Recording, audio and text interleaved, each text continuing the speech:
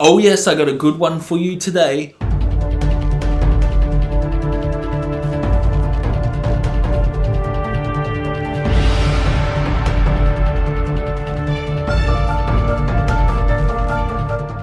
What is happening, guys? My name is Jamie. Today we are reviewing a band called Oceans of Slumber and the album Oceans of Slumber.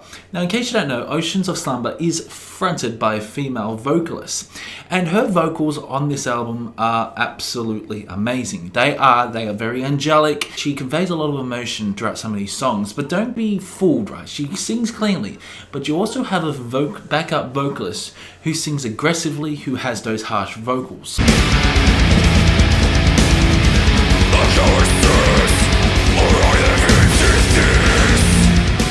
What is really interesting about this album is how awesome this album flows. This album flows like water. And when I say it flows like water, it means that you can never get fucking bored of this album because there's so many surprises along the way. The production is one of the main focuses of this album. I absolutely love the production. I love the tone of the snare. The lavishing guitars are really balanced. Not to mention, man, some of these moments, especially the first song, the soundtrack to My Last Day, is absolutely fantastic. Full of strife, every detail of his emptiness. Although this album goes for around about an hour and 12 minutes, in case you don't know, Oceans of Slumber incorporate many different genres. So you can expect at times a doom metal song,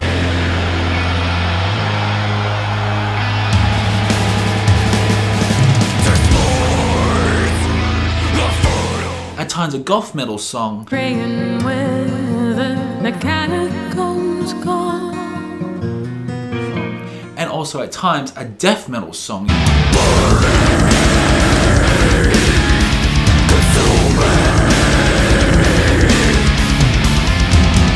Taking the soundtrack to My Last Day, amazing drumming along with incredible vocals. But throughout midway of the song, you get some amazing death metal vocals as well. I absolutely love how intense some of these songs are. But you also get some really soft and angelic moments, and even, dare I say, ballads as well throughout this album.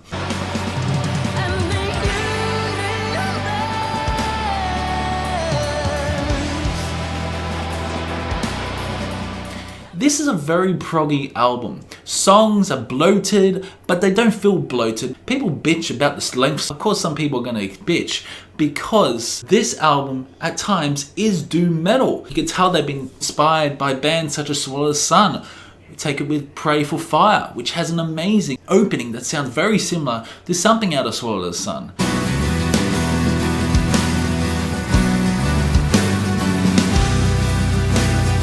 But of course there are some heavy moments, really strong emotional moments, like Imperfect Divinity is such a beautiful song in its own right, has that really gothic feel.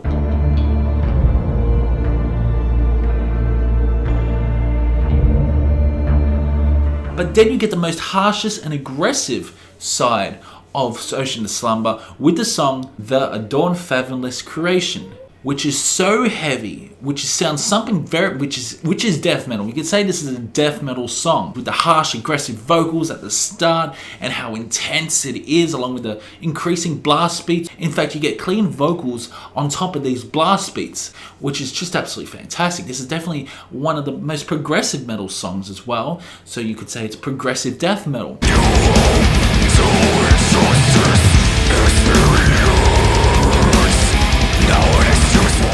You can tell they've been inspired by bands such as Opeth with some really nice acoustic passages. I'm going to say right here, this album is definitely one of my favourite albums of September. And one of my favourite albums of the year. Just because of how different this album is. Because you get some gothic atmosphere as well throughout this album. This album doesn't just hit hard, it also hits emotionally. And her vocals, Kami's vocals on this album are just absolutely incredible. Dynamic and range, angelic vocals with some really nice, beautiful falsetto. Absolutely love her vibrato. You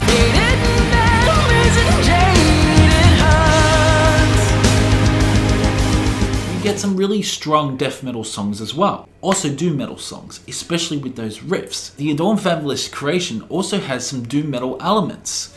But then you got something very different that I never expected was September.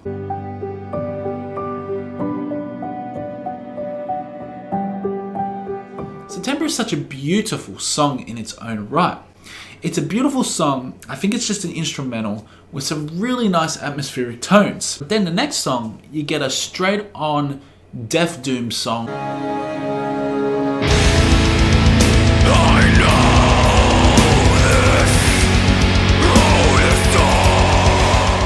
Guitar riffs along with his aggressive vocals and her beautiful angelic vocals.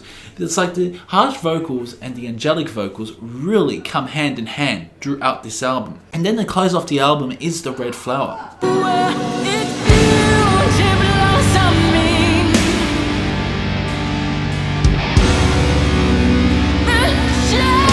Red Flower is an absolutely awesome song with the production so tight. You can tell there's a lot of sadness within this song. Overall, Ocean of Slumber is an absolutely fantastic album that took me by surprise. I didn't expect to enjoy this album as much as I did, but the first song hooked me in.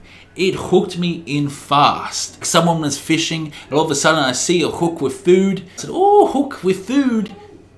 And all of a sudden, I was hooked. I was hooked and I couldn't escape. That's what this album is.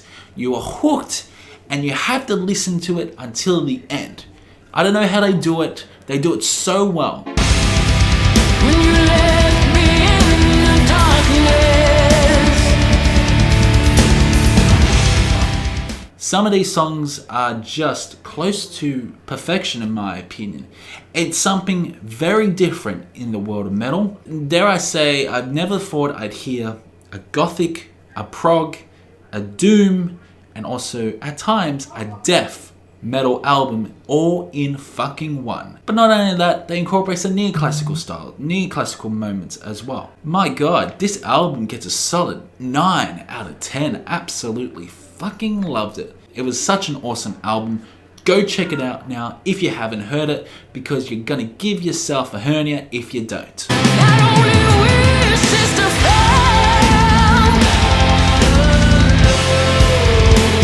Because you'll regret it. You will regret it by the end of the month. It blew me away as I was listening to it. I thought this was a magnificent album. Fuck, it is my top album of September at the moment. What other albums have we got? We got The Oceans coming up. We also got Napalm Death, which may take over this album. Got Marilyn Manson. Fuck Deftones. Fuck off Deftones. So we got some really awesome albums coming up, but I don't know what can beat this album, to be honest. So guys, comment below if you enjoyed this review, and also comment below if you heard this album as well. So keep the discussion going in the comment section below, and I will see you in the next one.